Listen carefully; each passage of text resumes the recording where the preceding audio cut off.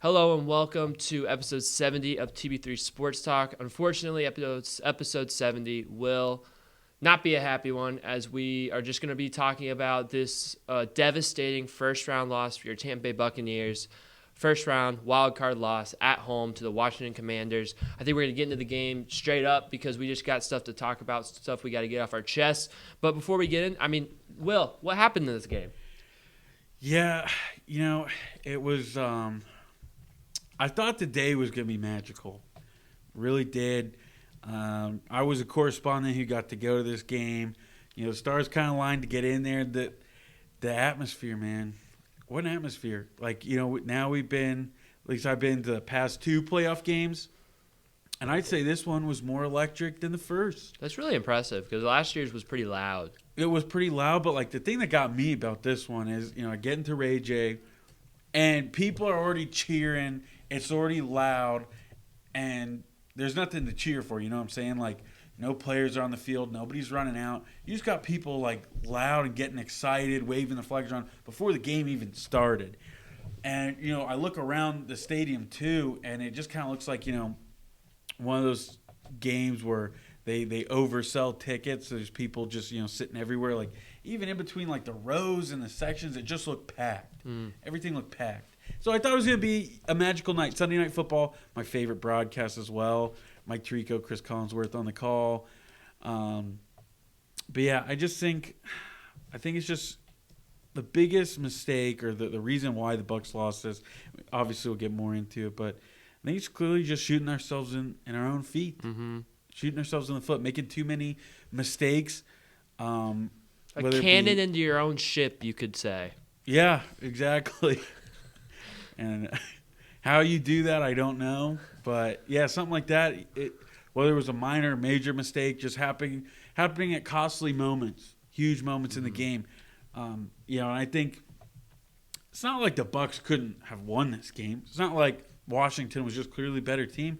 We had to play a good game. We've had to play good games in the past to win, and we didn't do it on either side. I think both sides of the ball were at blame for this one.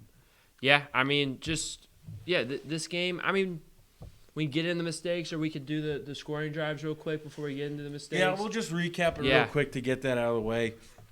Beautiful, pretty chilly night. I was freezing by the end. Also probably gave myself a fever. I was getting a little worked up, but the fireworks have been fired. The smoke's coming out. I don't know where they get those smoke machines, because I know darn well that doesn't happen in the regular season, and then all of a sudden there's just smoke everywhere in the playoffs. But it's awesome. It's really cool. Crowd, everybody's excited. The flags are being waved. Cannons are firing. And your Tampa Bay Buccaneers, they like to get the ball first, and that's where the crowd got ecstatic. So when the Bucs said, we want the ball, we're going to go score first. And they did score. Your Bucs did score. Only 3 points, unfortunately. Then the Commanders would answer back early into through the middle of the first and all the way into the second. Just absolutely killed the clock, but they scored a touchdown, go up 7-3. Then they would get a field goal to make it 10-3, but with 2 minutes left in the first half, the Bucs are able to tie the game to make it a 10-10 ball game going into halftime, give the team some life after what was a pretty abysmal first half. Enter the second half. Commanders get the ball first, and they would kick a field goal to make it 13-10, but the Bucs would answer right back and score a touchdown. Are the Bucs going to roll? That was the feeling. Did they finally get over, some of the first half woes, the second quarter woes, the cursed second quarters? They finally get over that. It would look like it as they stopped the Washington Commanders on their ensuing drive in the red zone, in the goal line, a huge goal line stand. Second time they were able to turn the ball over on downs to the Commanders, but the Bucs would immediately fumble the ball, give it right back to the Commanders in the red zone. And second time's a charm for them. They would go 20-17. Bucs try to answer. Were they able to take the lead? No. They would only be able to settle for 3, make it a 20-20 ball game. And Jaden Daniels, our hero, only 2 weeks ago, marches down his beloved team. 4 minutes and 41 seconds of clock chewed up to kick the game-winning field goal. Mr. OCD himself, he's got a problem with Zane Gonzalez. Doinked it in. Doinks it in. I mean, that's the worst part, too. Half an inch to the right, that's going straight off the pole, and we're going to overtime. I mean, seriously, it's a game of inches, literally. That was about as close as it got. I thought maybe the Bucs got the biggest break of all time with that one, but our luck had finally ran out. In a season where it didn't really feel like we had much luck, so that's kind of fitting. And to me, I think this was a fitting end to the Bucs season. Unfortunately, this was a high and low season, and this game had a lot of highs, had a lot of lows. I mean, again, the Bucs offense, for the most part, was really, really good. Moved the ball. Baker Mayfield, 146.5 passer rating. I'm pretty sure he has one of the highest passer ratings on average in the playoffs in like NFL history, which is pretty crazy. Bucky Irving. The whole team over 100 yards rushing, 4.5 yards per carry for Bucky Irving. The offense moves the ball, but again, crucial mistakes cost you. And you can look at the biggest of them all, the fumble on the jet sweep exchange to Jalen McMillan. Just a bad timing, bad error. I mean, it's probably a lot of people have to blame. I mean, I don't know if it's the best play call from Liam Cohen, especially when you've been running those jet sweeps to Sterling Shepard all year as opposed to Jalen McMillan. Obviously, Baker Mayfield, you have to have better timing. We saw Graham Barton mess up some snap timing later on in the game, so I'm not quite sure that it might not have been on Graham Barton. It's very possible. And then obviously McMillan, maybe he came across late. I don't really know. I don't think we will ever know as fans. I think everyone will kind of just take blame because that's kind of the character of this Bucs locker room. But again, the mistakes rear their ugly head, and to me, I think that's just kind of a picture of what happened in this Bucs season. Yeah, I completely agree. Just too many mistakes. Because I was at the game, right? Going back to that field goal, and I'm at the corner seat, right? Like the Bucs kind of have like the little corner sections. I was there, and was it on your side or on the other side? On my side, okay. Yes, on my side. So when he kicked it, and there's quite a bit of Commanders fans on their side of the field, like on their sideline, and so they were cheering and everything when like stuff would go their way. So he kicks it, and it almost felt like slow motion. But I'm like, wait a second. Like I don't hear cheering over there. Like I think he might have missed.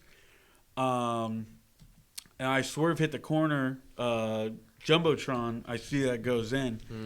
And then of course they erupt. But yeah, for a second there, like you said, I thought we really just got the luckiest we could have ever gotten, but it just didn't go that way. I think maybe I'll save it for a little bit. Joel, you have anything about mistakes hurting this team? Oh, man. Overall, like we'll get into more of it, but the time of possession, like the week before when we said like what is the key to winning the Bucs this game, I said, man, time of possession. Like if the Bucs can just keep this ball and make sure that like the Commanders don't really have a chance to get into this game, like that's gonna win us the game. And to see the Commanders do that to us was heartbreaking. Like there was so many moments in this game where I was just like, all right, I give up. Like I'm gonna keep watching. Even when we were winning, I was like, God, we're losing. And I look up at the score, I'm like, oh, wait, we're winning? But the fact that the Commanders had the ball as much as they did really took me out of the game, even when we were winning. Yeah, I agree. I think Dan Quinn, the Washington head coach, came out and said that that was their plan the whole time, was to play keep away, to try to control the time of possession, and they did a great job. I think there's a lot of things that you can look and kind of point to the time of possession, because I'm right there with you, Joel. I think that was a huge story of the game, and I think you can go both ways. You can look at the defense. You can look at the fact that the Commanders converted 8 for 15 on third down, converted 3 for 5 on fourth down, did not punt the ball once.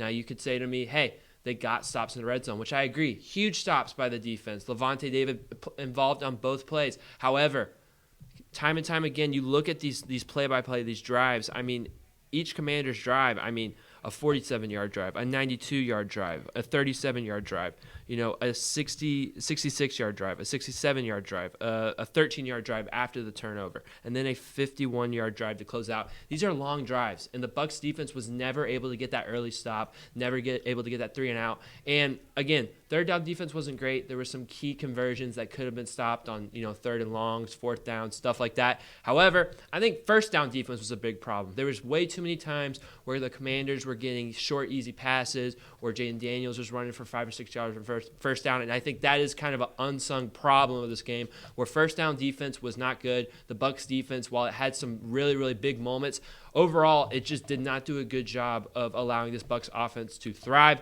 And I think there's the other side of it, which I think Will can actually get into, where the offense did not help the time of possession battle also. Yeah, well, I do want to agree with you, though, with the defense because, I think a big part of this game was, first and second down. You want to win those. You limit what the offense is capable of doing as far as third and long. You are more likely than not getting a pass. Especially, and that works out for Todd Bowles' defense too. He loves firing blitzes. Well, you get a rookie quarterback in there, third and long. He knows that you guys know it's a pass, and then you send the house on him and force him to make a play. But I think a position group that really struggled the entire night was that defensive line, not getting a push, not setting an edge. I said my key to the game was shutting down that rushing game again, making him one-dimensional, and they really didn't. Like you said, it didn't matter who it was, if it was Jaden Daniels scrambling or Eckler or Brian Robinson. Those guys just making it easy, finding big holes. And that's where you lost, and that's where it makes it so tough. Did I say it's already a bend but don't break defense? Did I say that already? Mm-hmm. I did, yeah. Or, throughout the season, I don't know if you said that today. Yeah. So when that works out a lot better. When you can force it to third and long, but you're able to see the Commanders just chew away on first and second and third, and you get them to third down. And I know the third down defense was not the best. They had a lot of conversions. Colby can probably tell you the exact number they got, but again, they were all third and shorts, third and mediums. Pretty easy conversion. So that's a big problem. And then the offense, I think, obviously making those two mistakes were brutal, but I think you look at their drives in the first half, Bucs go out, you kick a field goal. What does your offense do? 6 plays, and you're off the field. Then they give up a long scoring drive. Like I said, making it tough on the Commanders, bending but not truly breaking. But still, regardless, you gave up a score, long drive, and what does the offense do immediately? 3 and out. That is not complimentary football for your Bucs offense there. I know you're not going to score every drive. I know people want to say, well, it's not the offense's job to save the defense. But at the same time, when you have them out on the field the entire first half, you can't expect them like all of a sudden now we're going to make a stop. The offense has got to give some momentum. You give that defense momentum when you give them a stop, when they get you a stop, and then you go and reward them by a score. Then they're ready to come out there and do it again. But when you don't, you stall, you're dormant. That just kills you. And I think that it's hard. It's hard to do this, but I just do think the biggest mistake of the game, again, falls on the offense when your defense, forget about anything that happened. You're up 17-13, and you get the stop of the century, goal line stand. Even if the Bucs don't score on that drive, even if they just stall at the 40s, in between the 40s or whatever, you at least give them some time to rest. They're excited. They go, okay, we're going to come back out there and do it again. We got this. But what you do, you immediately turn the ball over, give it right back in the red zone. I think that just was the biggest mistake of the game. Yeah, it totally took all the wind out of the Bucs' sails. I mean, you look at even the play before the fumble. You got Mike Evans on third down, sprawling like Superman to pick up the first down, diving with the ball above the pylon, the chains. And it, again, in one play, a mental blunder just ruins all. It takes the momentum out of the game. And that from that point, Washington kind of had the game in hand. They had control of the game. And then, obviously, I think we see the way the Bucs moved the ball, the second half especially, when they had it. The Bucs didn't have many possessions, but there was 2 possessions in a row in the first half where they got stalled out. One was a 3-and-out, one was a 6-play drive. You shouldn't really be having that against this Washington defense, especially what we saw with how Mike Evans was playing, how Bucky Irving was playing, how even Baker Mayfield, 3 incompletions the whole entire game, but some penalties, some bad missed assignments, maybe some missed throws. Those were the key killers in those possessions, and it really hurt the Bucs. And then obviously, those mistakes loom large. I mean, again, maybe even bigger was, you have 3rd and 1, or you have 2nd and 1. 2nd and 1, and Baker Mayfield decides to keep the ball in a read option when he should never have done that. And then you have a snap blunder on 3rd and 1, 3rd and half a yard. And it's a rookie mistake. It's a rookie moment for Graham Barton. And this is probably his worst game of the whole season. It sucks that it happens in a playoff game. You feel bad for him because he's been fantastic in his rookie year. He's only going to get better. He's going to have chances to, overcome that and, eliminate those bad memories. But he had a bad game, one of his worst. There was inside pressure all night long. He was not doing a great job. The inside run was not really there. Graham Barton didn't have a good game. No qualms, no ifs, ands, or buts. It's just what happened. However, there was mistakes leading up to that.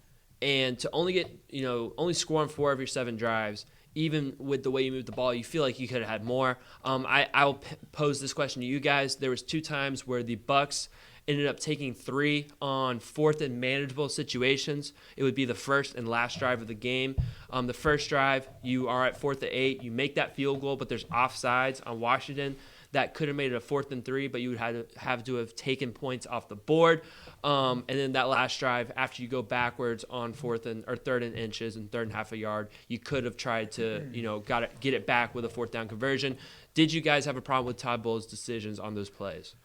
For me, I think didn't necessarily have a problem with the first one. I just think there is a saying, you'd never want to take points off the board. Well, I think, you could say, hey, it's a playoff game.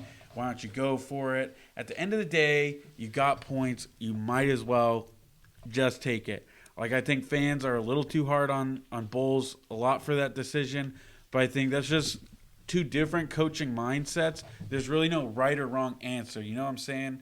You can be aggressive, or you can, kind of do the traditional keep the points, you got it, live to fight another day. The second one, I think I would blame Bowles for, just because I think, but I blame him and I don't, because I do understand, you just had a mess up on the play, you lost yards, you're down in a game. You can at least tie the game and hope your defense should give you a stop with 4 minutes and 41 seconds left. That's at least a hope that they can do that. So I guess I understand that, but I do think you've just seen it time and time again. When you have the opportunities like that, go for the win, go for the kill. I think you wish you would know what that game would have ended up like had they've gone for it. You score, you go up 24-20 instead of it being 20-20, and we go, well, what could have happened there? Maybe they still lose, or maybe they win. You never know, but I do think it's better to be aggressive in that situation. Again, you can. I feel you can side with him for both. You cannot side with them, but I don't know if there's necessarily a right or wrong answer, because once again, hindsight is always 20/20. For me, the first one, again, it was fine. The devil's advocate would be you want to set the tone of the game. And if you can set this tone saying we're up a touchdown, come and get us, that would have been nice. Getting the points was good. And in the moment of the time, it's like, all right, fine. We're going to win this game big time anyway, so just let's get 3 and keep going. The last one of the game, frustrating. I just looked at it. The Bucs were on defense for almost 36 minutes of the game, and for Todd Bowles to say, hey, defense, go get us another stop in the most crucial point, and to not just say, we're up a touchdown, guys. Don't, as Will said, bend, don't break. We can give up a field goal. We're going to be up a touchdown, or we're going to be up 4 points after that anyways. I really would have liked to have seen us go for it on 4th down there. Win or lose, would it have been? It wouldn't have been tied there. Would it have been? Or did we have if we had gotten that touchdown, if we had gotten nothing, we'd have been down 4. Down 3. Down 3. But it would have been the same situation where you would have needed a stop. Washington would have kind of been doing the same type of drive if you had tied the game or if you had not, because they're just trying to waste the clock and get down there and get in field goal range, which in the NFL, it's not really hard. Your defenses are good, but if a team on offense is going to an end-of-game situation looking for a field goal, I feel like in most situations they get that field goal in the NFL, in my opinion. And you look at how the game's going, you see that we aren't able to tackle. We see that the guys are getting worn out. And to not be able to read the room and say, you know what, let's make sure we can win it with the ball in hand, than rather say let's give it to them and see what happens. Like, that's where it frustrated me a lot. Like, watching that final drive, I was like, what are we doing, guys? Mm-hmm. And then some of the issues with the timeouts, as we said earlier, like, that was just punch in the gut after punch in the gut over the span of, like, what was it, 3-4 minutes? I don't think we said the timeouts on the show earlier. So what are you referring to, Joel? Okay, I don't know my football well. Like, you guys know that. I'm usually pretty silent when we're doing the football segments of the show. But one of the big ones that frustrated with me was there was a play that was stopped around, like, 2 minutes 8 seconds, and if we had stopped the clock there, we'd have gotten essentially an extra play, right? Because of the 2-minute warning. Because of the 2-minute warning. Okay. But he let it bleed all the way into the 2-minute warning. I see. And I about threw up and said, Todd Bowles, get out and don't let the door slam behind you. Like, that was a point in time where I was like, all right, I never want to see Todd Bowles on the Bucs sideline ever again. Yeah, I think we'll get into that in just 1 second. I want to go back to the fourth downs. Are you verified? Are you seeing the play right now? Yeah, I got it up. So it 208? was 2:33 left in the fourth. Austin Eckler runs to the Tampa Bay 45 for no gain, and it goes to the 2-minute warning. It goes to the 2-minute warning. See that, Joel? I think 33 seconds. Joel, I think that's a fair point. I do think that's a fair point. But the 2-minute warning does count as a timeout, so you get a timeout on. I think what what I would have done is I would have tried to get out some of those timeouts, hoping that you can be the one to get the 2-minute warning. Like see